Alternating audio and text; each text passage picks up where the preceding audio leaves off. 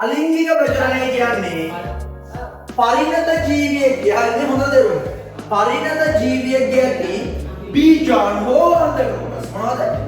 එක්ක පරිණත ජීවියෙක්ගේ තියෙන බීජ මොනවද? බීජ. බීජ හෝ බීජාණු කියලා කියනවා. හරිද? එහෙම නැත්නම් යාගේ තියෙන මොනවද?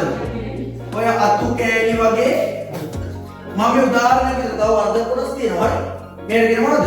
පරිණත ජීවියෙක්ගේ තියෙන බීජාණු හෝ වර්ධක කොටස්. මේකේ අතු කැබලි වගේ වෙනකොට මේ බීජාණු වල බීජ. වර්ධක කොටස්. වර්ධක කොටස්. ඒ කියන්නේ දඬු වගේ ඒවා. හරිද? තේරුම් ගන්න. අලිංගික ප්‍රජනනය කියන්නේ මොකද්ද? බීජාණු හෝ වර්ධක කොටස්. මොකේ කියන්නේ?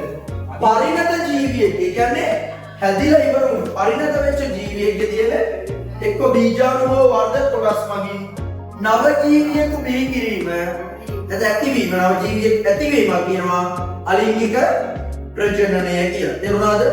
මේක සරලව කිව්වොත් පුතේ තනි ජීවියෙක් විසින් තවත් ජීවියෙක් බිහි කරනවා. තේරුණාද?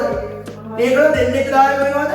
නෑ. අලිංගික ප්‍රජනනයේදී මාතෘ ජීවියා හෝ පීතෘ ජීවියා කියලා දෙන්නෙක් සම්බන්ධ වෙන්නේ නෑ.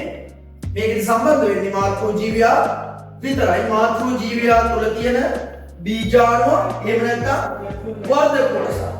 මෙන්න මේ කොටස් දෙකකින් නව ජීවීන් බිහි කිරීම අලිංගික ප්‍රජනනය කියලා කියනවා. පැහැදිලිද මොකටද? තේරුණාද? ඔළුවට දාගන්න ඕනේ මේ මතක කරගන්න එපා. හරි?